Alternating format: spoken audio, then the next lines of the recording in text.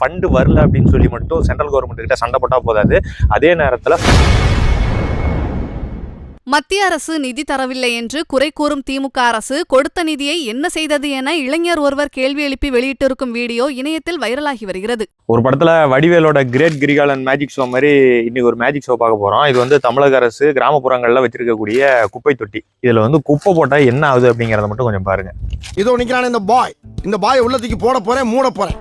அதுக்கப்புறம் இங்க என்ன நடக்குதுன்னு நீங்க பார்க்க போறீங்க.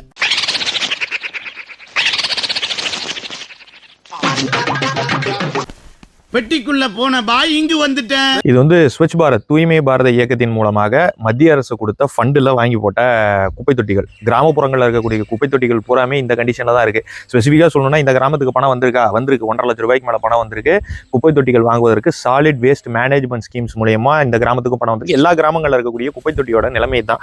சாலிட் வேஸ்ட் மேனேஜ்மெண்ட்டில் பார்த்தீங்கன்னா ஃபர்ஸ்ட் ப்ராசஸே அந்த டஸ்ட்டு வந்து கலெக்ட் பண்ணுறது தான். இந்த ப்ராசஸ் கலெக்ட் பண்ணுறது இதுலேயே இது ஃபெயிலியர் ஆகுது அப்படின்னா இந்த ப்ராசஸினுடைய ஒர்த் இந்த கிராமங்களில் எப்படி ஸ்வச் பாரத் ஸ்கீம் வந்து ஒழுங்காக வேலை செய்யும் அப்படிங்கிறத தமிழக அரசு கொஞ்சம் உணரணும். ஃபண்டு வரல அப்படின்னு சொல்லி மட்டும் சென்ட்ரல் கவர்மெண்ட் கிட்ட சண்டை போட்டால் போதாது. அதே நேரத்தில் ஃபண்டு கொடுத்த ஃபண்டை வந்து உருப்படியாக எப்படி பயன்படுத்தியிருக்கீங்க அப்படிங்கிறதையும் மக்களிடம் சொன்னீங்க அப்படின்னா இன்னும் கொஞ்சம் நல்லாயிருக்கும். செய்திகளை உள்ளது உள்ளபடி தெரிந்து கொள்ள ரெஃப்ளெக்ட் நியூஸை சப்ஸ்கிரைப் பண்ணுங்க.